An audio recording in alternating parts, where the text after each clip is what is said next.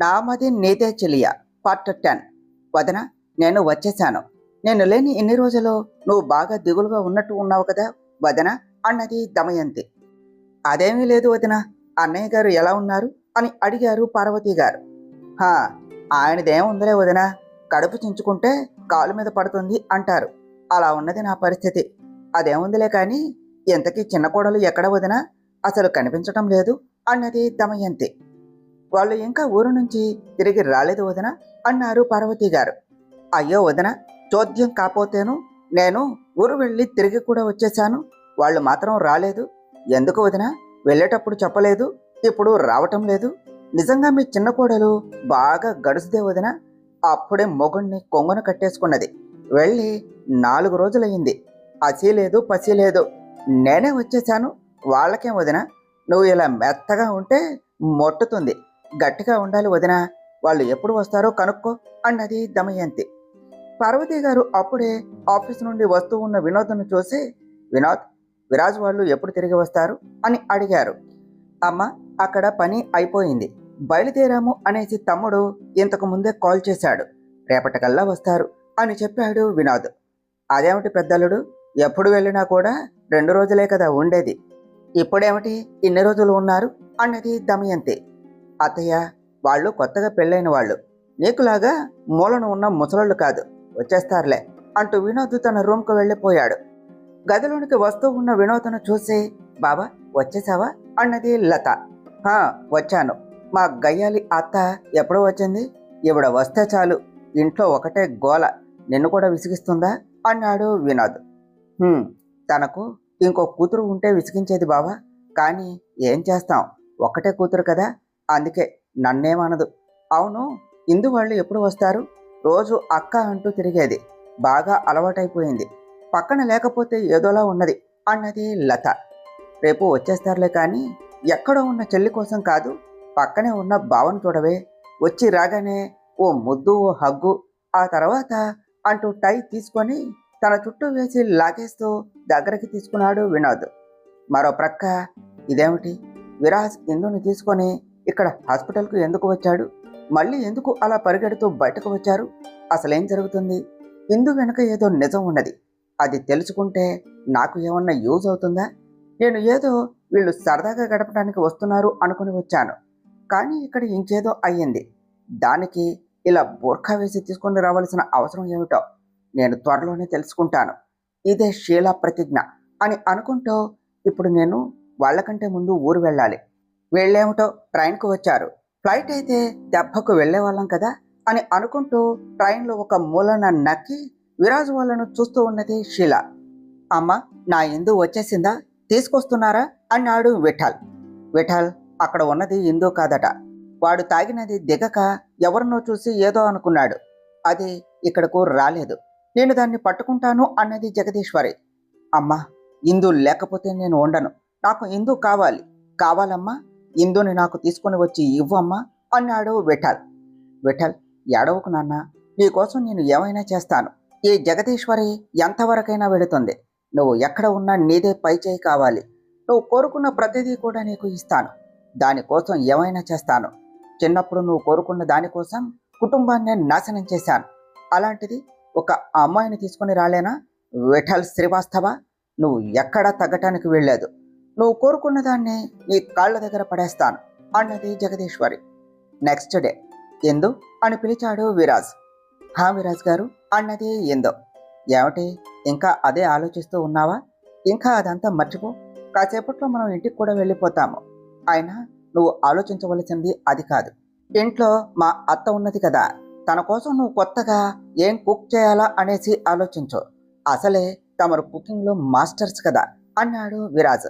విరాజ్ గారు, నేను ఇప్పుడు కుకింగ్ బాగానే చేస్తున్నా తెలుసా అన్నది ఎందు. అవునవును, నువ్వు చేసింది ఏదైనా కూడా మా అత్తే తినేది, ఆవిడకు మాత్రమే కదా నువ్వు చేసింది నచ్చేది అన్నాడు విరాజ్. అవును, మా పిన్ని గారికి నేను చేసి పెడతాను, మీరు ఎవరు తినకపోతే ఏమిటి, మా పిన్ని గారు నేను చేసే జ్యూసులన్నా వంటలు అన్నా చాలా ఇష్టం, ఆ అదృష్టం మీకే లేదు అన్నది ఎందు. అమ్మా ఇందు, అంత అదృష్టం నాకు వద్దులే, మీ పిన్నికే ఇవ్వు, అప్పుడన్నా దెబ్బకు పారిపోతుందేమో అన్నాడు విరాజ్. అంటే విరాజ్ గారు, నా వంట బాగోదు అనేసి ఇండైరెక్ట్గా అంటున్నారా అన్నది ఇందు. అంటే అది యాక్చువల్గా ఇండైరెక్ట్గా కాదు, డైరెక్ట్గానే అన్నాడు విరాజ్. హా, ఏమన్నారు అంటూ సైడ్ స్మైల్ చేస్తూ ఉన్న విరాజ్ ఫేస్ చూస్తూ, చూడండి విరాజ్ గారు, మీతోనే నా ఇందు బెస్ట్ ఇన్ కుకింగ్ అనిపించేలా చేస్తాను. దిస్ ఈజ్ మై ఛాలెంజ్ అన్నది ఇందు. ఇందు ఉడుక్కుంటూ మాట్లాడటం చూస్తూ ఉన్న తనకు, నా ఇందు అన్న ఇందు మాటకు మైమరపుగా చూస్తూ ఉన్నాడు విరాజ్.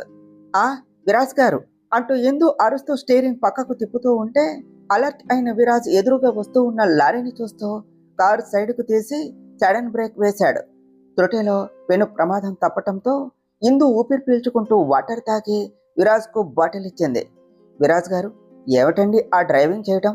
సడన్గా అలా ఆగిపోయారేమిటి? నాకు ఎంత భయం వేసిందో తెలుసా అన్నది ఇందు. విరాజ్ కార్ దిగి ఫేస్ వాష్ చేసుకుంటూ, నా మదిలోని నా చెల్లియే నేను నీ దానిని అంటే ఇలానే అవుతుంది. ఇలాంటి భారీ షాక్స్ ఇస్తే ఎలా ఇందు? నా ఇందు వినటానికి ఎంత బాగున్నది. నేను విన్నదానికన్నా నువ్వు అన్నదే బాగున్నది. నా మదిలో అలా నిలిచిపోయింది.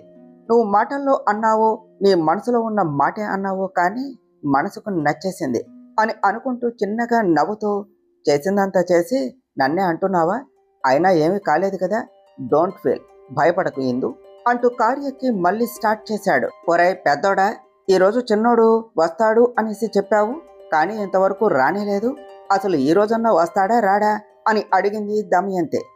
అన్నీ అయిపోయి మూలన ఉన్నావు, నీకెందుకత్తా కొత్తగా పెళ్ళైన వాళ్ళ మీద పడుతున్నావు అంటూ పక్కనే ఉన్న వాళ్ళ అమ్మను చూస్తూ, మార్నింగ్ కాల్ చేశాడు, స్టేషన్కి కారు కూడా పంపించాను, కాసేపట్లో వచ్చేస్తారు. అయినా నువ్వు కూడా ఏమిటి ఏవిడితో చేరి ఆవిడేం చెప్తే అదే నమ్ముతావు అన్నాడు వినోద్. ఒరేయ్ పెద్దోడా, నన్నే అంత మాట అంటావా? నేను మీకు మేనత్తను పెద్దోడా, నిన్ను చిన్నోడిని ఎలా చూసుకున్నాను. పెళ్ళై గడ్డాలు మీసాలు రాగానే పెళ్ళాలు బెల్లం అయిపోయారు, మేము అల్లం అయిపోయాము. ఈరోజు నన్ను అన్నావు, రేపు అమ్మ నాన్నను కూడా అంతే అంటావా? వదిన, బిడ్డొచ్చిన వేళ గొడ్డొచ్చిన వేళ అంటారు. కొత్త కోడలు అడుగు పెట్టింది, ఇంట్లో వాళ్ళు ఎదురు మాట్లాడటం కూడా మొదలు పెట్టడం చేసేశారు అన్నది దమయంతి. అత్త, ఆ అమ్మాయి ఏం చేసింది తనని అంటావు? అమ్మ, ఈ చెప్పుడు మాటలు వినకు అంటూ, అయినా నీకు వాడే కరెక్ట్ అని అనుకుంటూ వెళ్ళిపోయాడు వినోద్. వదిన, పెద్దోడు మారాడు అంటే కూడా కారణం అదే వదిన. అదేం చేసింది అనుకోకో, అదే పెద్ద కోడలకు చెప్పి దానితో వేడిని కూడా మారేలా చేస్తుంది. ఇదంతా కూడా ఇంట్లో తను పెత్తనం చేయటానికే. నువ్వు జాగ్రత్త వదిన, ఏమైనా అసలే నువ్వు అమాయకురాలివి. నా దిగులంతా కూడా నీ గురించే. అందుకనే నేను ఊరుకు వెళ్ళినా కూడా అలా వెళ్ళి ఇలా వచ్చేసాను. నాకు ఉన్న ప్రేమ కూడా దానికి లేదు, అందుకనే ఇంతవరకు రాలేదు. అదే నా కూతురే నీకు కోడలిగా వస్తే నిన్ను అడుగు కింద పెట్టనిచ్చేదా? ఏమ్మా సుభద్ర, ఇలా రా అమ్మా, నువ్వే చెప్పు. నువ్వు చిన్న బావను పెళ్లి చేసుకుంటే అతను అడుగు కూడా కింద పెట్టకుండా చూసుకునేదానివి కదా అంటూ దమయంతి సైగ చేయగానే, అవునత్త, నిన్ను అడుగు కూడా కింద పెట్టకుండా చూసుకుంటాను, ఇప్పుడే వస్తాను ఉండు అంటూ లోపలికి వెళ్ళి పరుగున బయటకు వచ్చి, అత్త నీ కాళ్ళు చూపించు అన్నది సుభద్ర. ఎందుకే అన్నారు పార్వతి గారు. అదేంటత్త, అమ్మ చెప్పింది కదా నిన్ను కాళ్ళు కింద పెట్టకుండా చూసుకోమని అన్నది సుభద్ర. చూసావా వదిన, నా కూతురు నిన్ను ఇప్పుడే ప్రేమగా చూసుకుంటుంది అన్నది దమయంతి. అవును అన్నారు పార్వతి గారు. అత్త కాళ్ళు చూపించు అంటూ పార్వతి గారు కాళ్ళు చూపించగానే వెనక దాచిపెట్టిన పెద్ద కత్తి బయటకు తీసింది సుభద్ర. కత్తెందుకు అని అడిగారు పార్వతి గారు. మరేమో అత్త, నిన్ను అమ్మ కాళ్ళు కింద పెట్టకుండా చూసుకోమన్నది కదా అన్నది సుభద్ర. అయితే అన్నారు పార్వతి గారు. అంటే కాళ్ళు ఉంటేనే కదా నువ్వు కింద పెట్టేది, అదే కాళ్ళు లేకపోతే కింద పెట్టలేవు కదా, అప్పుడు నేను నీ ఎదురుగా కూర్చొని చూస్తూ ఉంటాను అంటూ సుభద్ర కత్తి ఎత్తబోతూ ఉంటే, ఒసై, నా కాళ్ళు నరికేయాలి అని చూస్తున్నావా వదిన? ముందు నీ కూతురికి తెలివి నేర్పు. ఆ అరాకొర తెలివితో నా కొడుకుని చేసుకుని ఉంటే ఈ పాటికి ఏదో ఒకటి చేసేది. ఎలా ఉందేమిటి?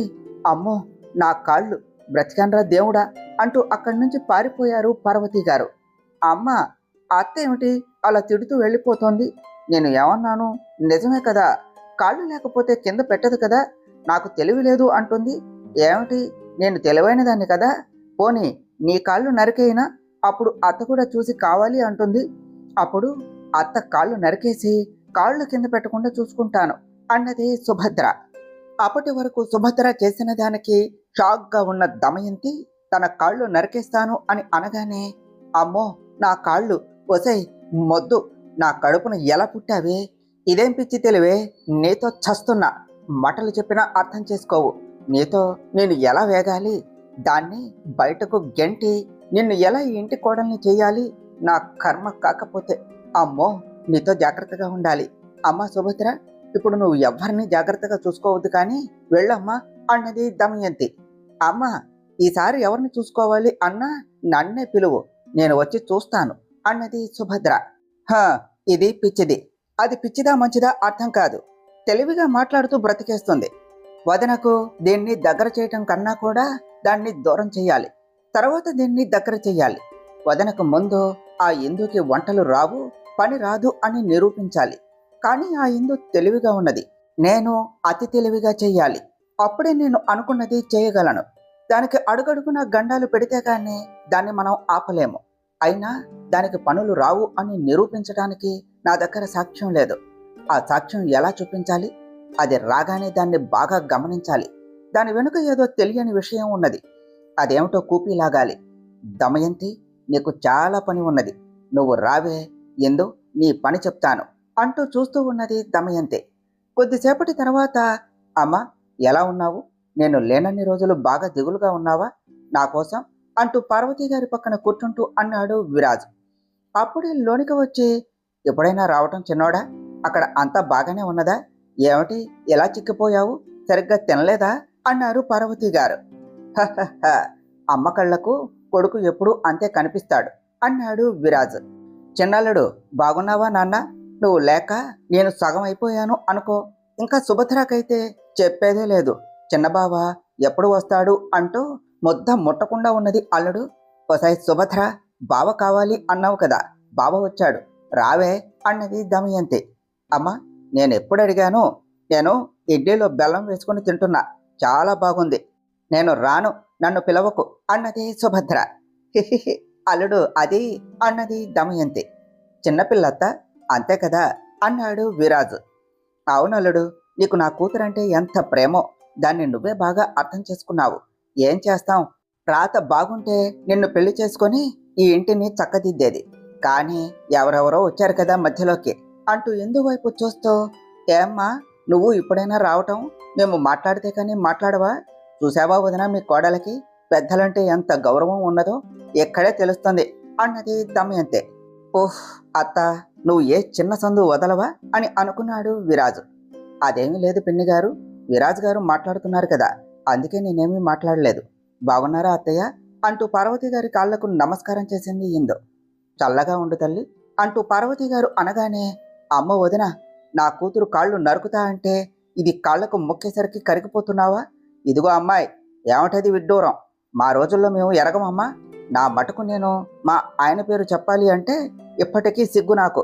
నువ్వేమిటి అంటే పేరు పెట్టి పిలుస్తావా మా అల్లుడిని, నువ్వేంటి అల్లుడు, నిన్ను ఆ అమ్మాయి పేరు పెట్టి పిలుస్తూ ఉంటే చూస్తున్నావు, 4 పీకి చెప్పొద్దా, నువ్వు ఆ అమ్మాయికి భర్త కదా అన్నది దమయంతి.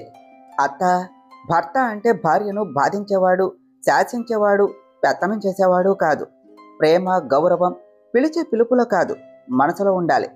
అది తనకు నా మీద కావలసినంత ఉన్నది, చూడవలసింది పిలుపు కాదు అన్నాడు విరాజ్.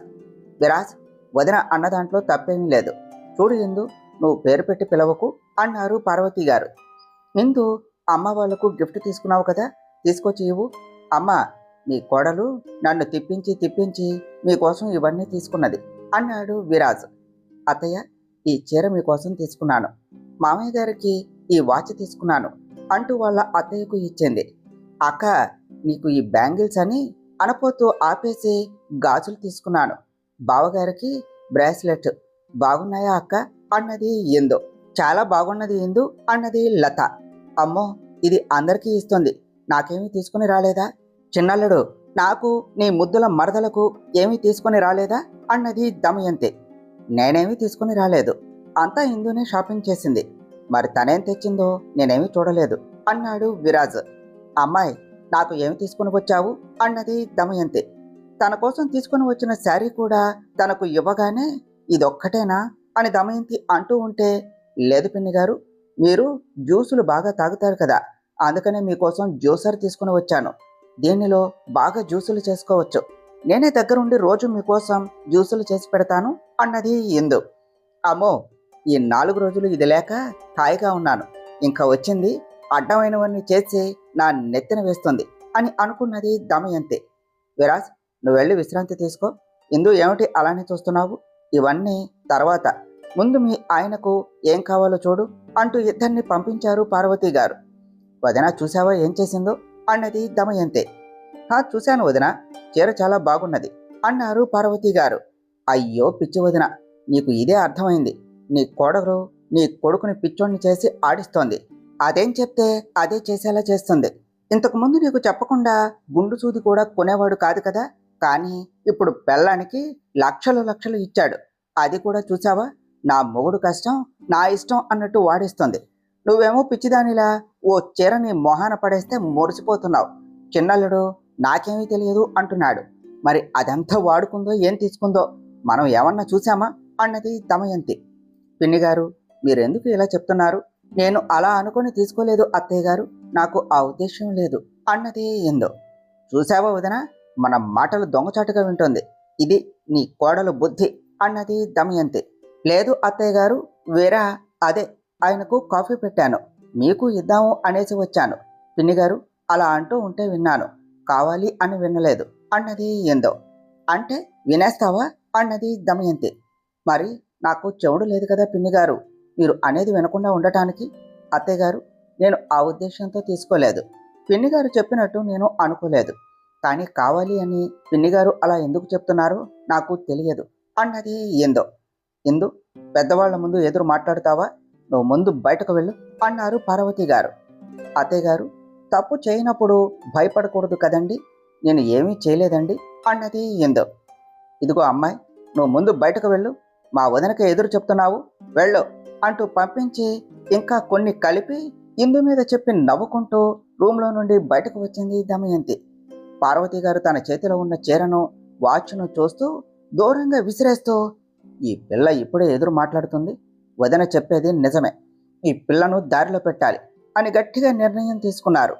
రూమ్లోనికి వెళ్ళిన ఇందు డోర్ ఓపెన్ చేసి విరాజును చూస్తూ, ఏమండి అని పిలిచింది. ఎవరాళ్ళు అంటూ వెనక్కు చూస్తూ, ఇందు అన్నాడు విరాజు. ఏమండి, అత్తయ్య మామయ్య పిలుస్తున్నారు అని చెప్పింది ఇందు. ఆ మాటకు విరాజుకు పొలమారేసరికి దగ్గుతూ ఉన్న విరాజుకు వాటర్ అందిస్తూ తల మీద చిన్నగా తట్టింది ఇందు. ఏమిటండి, ఏమైంది అంటూ అడుగుతూ ఉన్న ఇందు మాటకు, నువ్వు ఇలా షాకులు ఇస్తే ఇలానే అవుతుంది, కొత్తగా ఏమండి ఏమిటి ఇందు అన్నాడు విరాజ్. అంటే అత్తయ్య గారు పేరు పెట్టి పిలవద్దు అన్నారు. ఇక్కడ ఆడవాళ్ళు వాళ్ళ ఆయన్ను అలానే పిలుస్తారంట కదా, అందుకనే నేను అలవాటు చేసుకుంటున్నాను అని చెప్పింది ఇందు. అమ్మ అన్నది అమ్మమ్మ పాడింది అంటూ వాళ్లకు నచ్చినట్టు మనం ఉంటే మనకు నచ్చినట్టు మనం ఎప్పుడు ఉండేది చెప్పు? చెప్పేవాళ్ళు చెప్తూనే ఉంటారు, కానీ మనకు ఏది మంచిదో మనం అదే చేయాలి. అవతల వాళ్లకు నచ్చినట్టు కాదు, మనకు నచ్చినట్టు ఉండాలి. నీకు ఎలా పిలవాలి అనిపిస్తే అలానే పిలవు. అమ్మ చెప్పింది అని కాదు, కానీ నువ్వు పేరు పెట్టి పిలిస్తేనే బాగున్నది. ఇలా పిలుస్తూ ఉంటే ఏదో దూరంగా ఉన్న ఫీల్ వస్తుంది అన్నాడు విరాజ్. నిజమే కదా విరాజ్ గారు, నాకు కూడా అలా యావండి అంటే ఏదోలాగా ఉన్నదండి, కానీ అత్తయ్య గారు చెప్పారు అని పిలుస్తున్నాను. నాకు కూడా నచ్చలేదు. మీకు అలానే ఉంది కదా విరాజ్ గారు అన్నది ఇందు. అంటూ నవ్వుతూ, ఇందు, నువ్వు నాతో చాలా ఫ్రీగా మాట్లాడుతున్నావు. ఇంతకు ముందు నేను 10 మాటలు మాట్లాడితే నువ్వు ఒక్క మాట మాట్లాడేదానివి, కానీ ఇప్పుడు చాలా మారిపోయావు. నువ్వు ఇలా ఉండటం చాలా బాగున్నది ఇందు అన్నాడు విరాజ్. విరాజ్ గారు, అత్తయ్య వాళ్ళు పిలుస్తున్నారు అంటూ సిగ్గుగా బయటకు పరిగెత్తింది ఇందు. నాన్నగారు పిలిచారట అన్నాడు విరాజ్. కూర్చో, తినటానికి రాకుండా లోపల ఏం చేస్తున్నావు? నిన్ను వచ్చి పిలవాలా అన్నారు మహాదేవయ్య గారు. ఆ పిల్ల ఆ పని కూడా చేయకపోతే ఇంకెందుకు అన్నయ్య, ఇంట్లో ఖాళీగా ఉండి ఏం చేస్తుంది అన్నది దమయంతి. దమయంతి, నువ్వు తినటానికి నోరు తెరువు చాలు, అంతేకాని వాగటానికి కాదు. నోరు అదుపులో పెట్టుకో, లేదా చెల్లెలు అని కూడా చూడను అన్నారు మహాదేవయ్య గారు. అమ్మో, వదనను పిచ్చిదాన్ని చేసినంత తేలిక కాదు అన్నయ్య నమ్మటం. కాస్త మౌనంగా ఉండటం బెటరు అని అనుకున్నది దమయంతి. మేము రేపు ఊరుకు వెళ్తున్నాం. రావటానికి నెల రోజులు పడుతుంది, తెలుసు కదా. అంతవరకు నెమ్మదిగా ఉండు. ఎలాంటి గొడవలకు వెళ్ళకు. నీకు ఇది చెప్పాలి అనే పిలిచాను అన్నారు మహాదేవయ్య గారు. ఎప్పుడూ చెప్పేదే, ఎక్కడికి వెళుతున్నారో ఎందుకు వెళుతున్నారో మాత్రం చెప్పరు.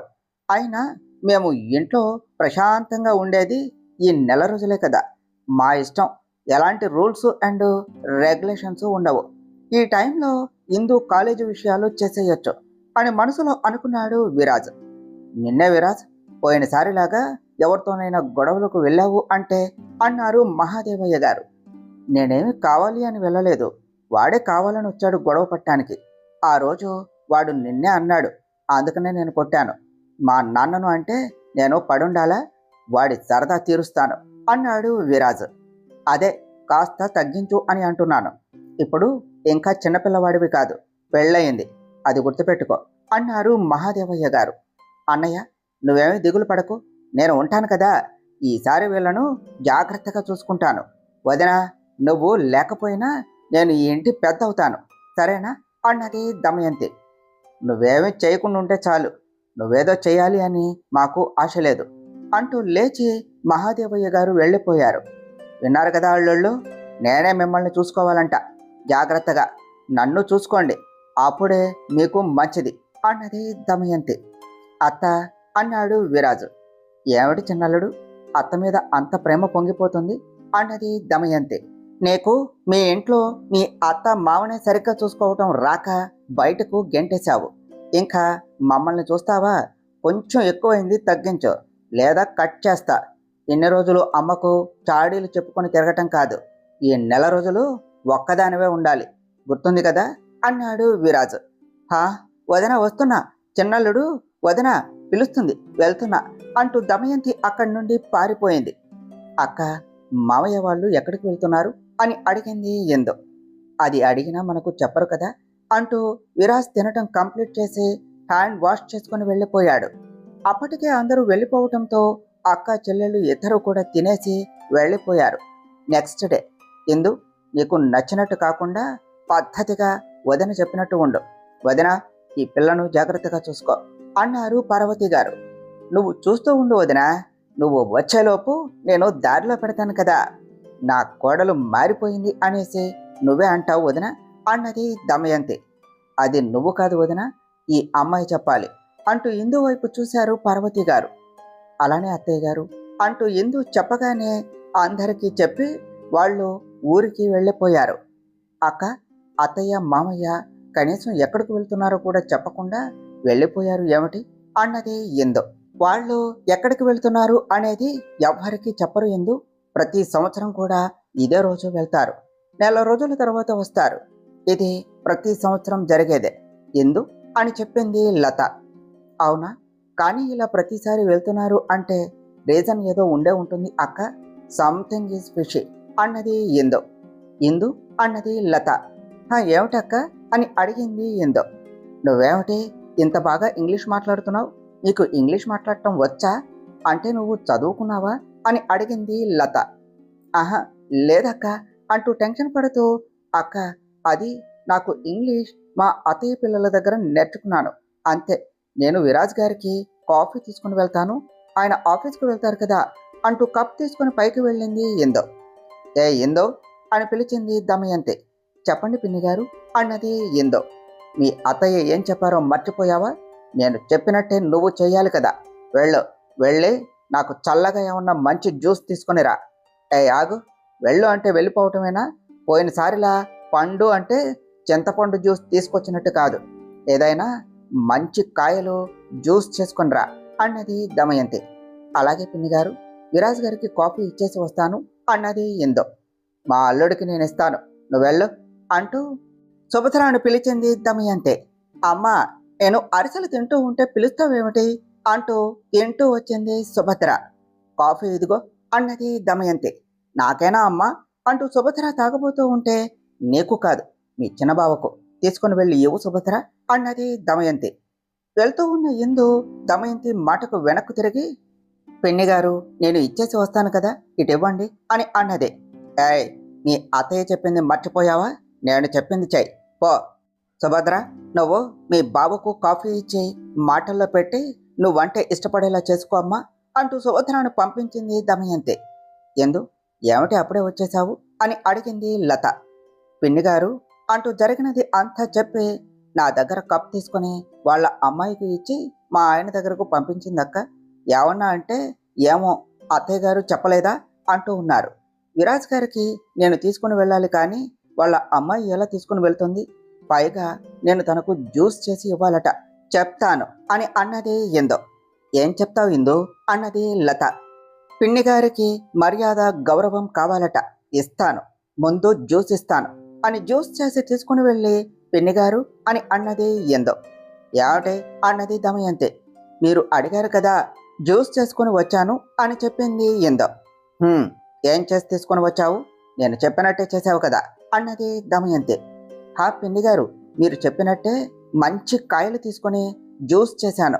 బెటర్ లేడీ జ్యూస్ చాలా బాగుంటుంది. పైగా కొత్తగా తీసుకొచ్చిన జ్యూసర్లో చేశాను. అత్తయ్య చెప్పారు కదా జాగ్రత్తగా చూసుకోమని, అందుకనే చాలా జాగ్రత్తగా చేశాను అన్నది ఏందో.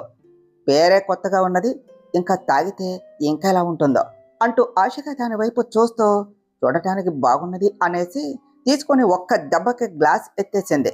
సగం నోట్లోకి పోగానే ఆ ఆ ఆ అంటూ పెద్దగా అరిచింది దమయంతి. ఆ అరుపుకు అందరూ పరిగెడుతూ కిందకు వచ్చేశారు. అత్త, ఏమిటా అరుపు? ఉండాలా పోవాలా? ఎందుకు అలా అరుస్తున్నావు అన్నాడు విరాజు. చావలేక అరుస్తున్నాను, నాకు మాటలు కూడా రావటం లేదు. మీ ఆవిడ నాకు ఏదో ఇచ్చింది, ఇది ఇంకేదోలాగా ఉన్నది అన్నది దమయంతి. ఎందు, ఏం చేశావు అన్నాడు విరాజు. నేనేం చేశాను విరాజు గారు? పిన్ని గారు మంచి కాయలతో జ్యూస్ చేయమన్నారు. పళ్ళరసం అంటే ఫ్రూట్స్తో చేస్తాం, కాయలతో అంటే కూరగాయలే కదా, అందుకనే వాటితోనే చేసి ఇచ్చాను అన్నది ఎందో. ఏమిటి, కూరగాయలతో నాకు జ్యూస్ చేసి ఇచ్చావా? అయినా ఇదేమిటి నోరంతా ఇలా బంకగా ఉన్నది అన్నది దమయంతి. అదే నాకు అర్థం కావటం లేదు పిన్ని గారు. బెండకాయలు కాకరకాయలు కలిపి చేశాను, మరి ఇలా ఎందుకయిందో నాకు అర్థం కాలేదు అన్నది ఇందు. ఇందు ఎక్స్ప్రెషన్కి దమయంతి ఫేస్లో భయానికి అందరికీ కూడా నవ్వు ఆపుకోవటం చాలా కష్టంగా ఉన్నది. ఏమిటే, బెండకాయలు కాకరకాయలు కలిపి చేశావా? అసలు వీటితో జ్యూస్ ఏమిటే? బుద్ధున్న వాళ్ళు ఎవరైనా ఇది తాగుతారా అన్నది దమయంతి. మీరు తాగటం లేదా పిన్ని గారు? అయినా మీరే కదా మంచి కాయలతో జ్యూస్ కావాలి అన్నారు. ఏంటో కాయలు అవే ఉన్నాయి. మీరు ఇలా ప్రతిదానికి నన్ను తిట్టేస్తే నాకు ఏడుపు వచ్చేస్తుంది పిన్ని గారు. అత్తయ్య, మీరు చెప్పారని నేను ఎంతో కష్టపడి చేశాను. ఇప్పుడు ఇలా తాగకుండా ఉంటే నేను తట్టుకోలేను. ఇప్పుడే ఏదో ఒకటి చేసేసుకుంటాను అంటూ ఏడవటం మొదలుపెట్టింది. నేను చచ్చిపోతాను, చస్తూ లెటర్లో మీ పేరే రాసి పెట్టిపోతాను. అప్పుడన్నా నేను చేసిన జ్యూసు మీరు తాగకపోవటం వల్లే చచ్చిపోయాను అనేసి మీరు గుర్తిస్తే చాలు పిన్ని గారు. నేను ఇప్పుడే చచ్చిపోతాను. అక్క, నాకు కత్తి తీసుకొని రావా, నేను చచ్చిపోవాలి అన్నదే ఇందో. ఇదిగో అమ్మాయి, ఇంత చిన్నదానికి అంత పెద్ద నిర్ణయం ఎందుకులే అమ్మా, నేనున్నానుగా, అడిగి మరీ చేయించుకున్నా కదా, జైలుకు పోవటం కన్నా తాగే పోతాను అంటూ దాని వైపు చూస్తూ, అమ్మాయి ఇది మరీ జిగటగా చేదుగా ఉందే అన్నది దమయంతి. విరాజ్ గారు, మీరన్నా ఇవ్వండి, నేను పోతాను అన్నది ఇందు. ఎందుకమ్మా నువ్వు పోవటం, నేను పోతాను కదా అంటూ మొహం అంతా కళ్ళు చేసుకుని మరి ఆ జ్యూస్ తాగింది దమయంతి.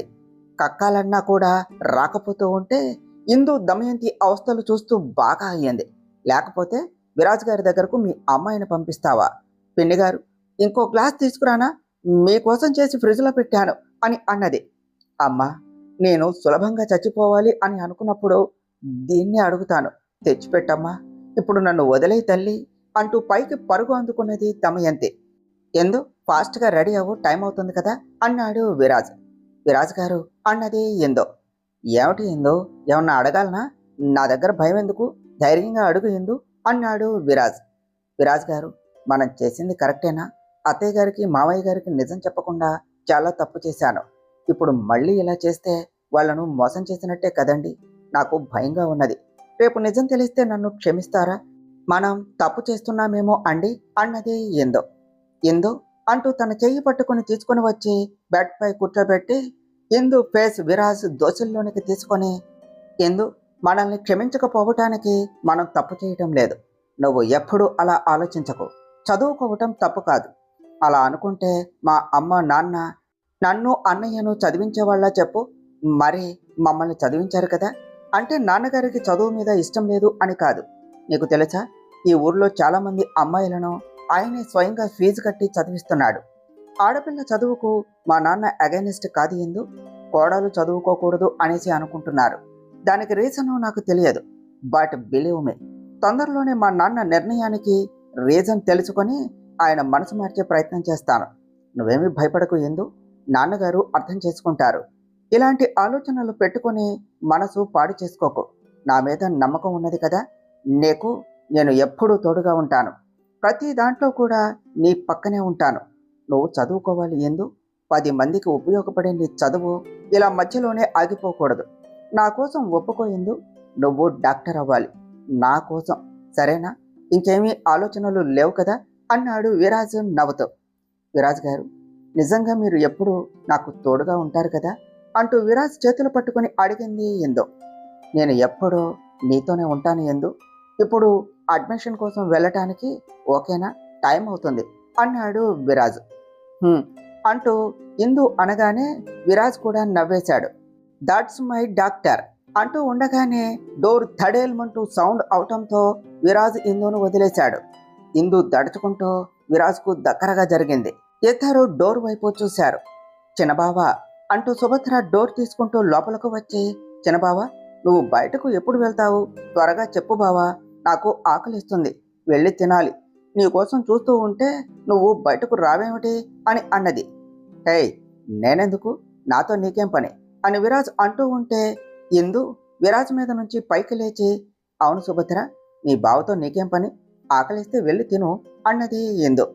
అది అక్క, మరేమో మా అమ్మ చిన్నబావ వచ్చేటప్పుడు మెట్ల మీద నూనె పోసి బావ మీద పడమని చెప్పింది. నేనేమో ఎప్పటి నుంచో బావ కోసం చూస్తూ ఉంటే బావ రావటం లేదు. బావ ఎప్పుడు రావాలి? నేను ఎప్పుడు బావ మీద పడాలి? నాకేమో చాలా ఆకలిస్తుంది బావా, త్వరగా బయటకు వస్తే నేను నీ మీద పడతాను అన్నదే సుభద్ర. అప్పుడు నేను రోడ్ రోలర్ కింద పడ్డా నిమ్మకాయలాగా పచ్చడి పచ్చడి అవుతాను. చూడు సుభద్ర, అమ్మ చెప్పింది అనేసి అలాంటి పనులు చేయొచ్చా? తప్పు కదా. వెళ్ళు, నీ అమ్మ చెప్పే మాటలు నమ్మకు అంటూ సుభద్రను పంపించేశాడు విరాజ్. విరాజ్ గారు, సుభద్ర ఎందుకండి ఇలా ఉన్నది? తనలో ఇంకా పసితనం పోలేదు, లోకం తెలియని పసితనం అన్నది ఇందు. అవును ఇందు, అత్తయ్య సుభద్రను చదువుకునేయకుండా చేసింది. అందుకే తను ఇలా మెచ్యూరిటీ లేకుండా ఉన్నది. సరే, నేను కింద వెయిట్ చేస్తాను, నువ్వు త్వరగా వచ్చే అంటూ విరాజ్ వెళుతూ ఉంటే, విరాజ్ గారు, మీ అత్తయ్య అక్కడ ఆయిల్ పోశారు కదా, మీకోసం వెయిట్ చేస్తూ ఉంటారు అన్నది ఇందు. నిజమే ఇందు, ఆ సంగతి మర్చిపోయాను. నేను మేనేజ్ చేస్తానులే కానీ నువ్వు పద అన్నాడు విరాజ్. విరాజ్ గారు, మీరు ఆగండి, పిన్ని గారికి నేను లెసన్ చెప్తాను, ఒక్క నిమిషం అంటూ ఫాస్ట్గా రెడీ అయ్యి, పదండి విరాజ్ గారు అని బయటకు వచ్చింది ఇందు. మేడం గారు నాతో చేరి నాలానే తయారవుతున్నారు కదా, ఇప్పుడు ఏం చేస్తారో అని చిన్నగా నవ్వుకుంటూ ఇందు వెనకే వచ్చాడు విరాజ్. తరువాత ఏం జరిగిందో నెక్స్ట్ పార్ట్లో తెలుసుకుందాం ఫ్రెండ్స్. డియర్ ఫ్రెండ్స్, మీకు గనక ఈ కథ నచ్చినట్లయితే మీ అభిప్రాయాలను కామెంట్ల రూపంలో తెలియచేయండి. ఈ వీడియోను లైక్ చేయండి, షేర్ చేయండి, మా ఛానల్ను సబ్స్క్రైబ్ చేసుకోండి ఫ్రెండ్స్. Thank you.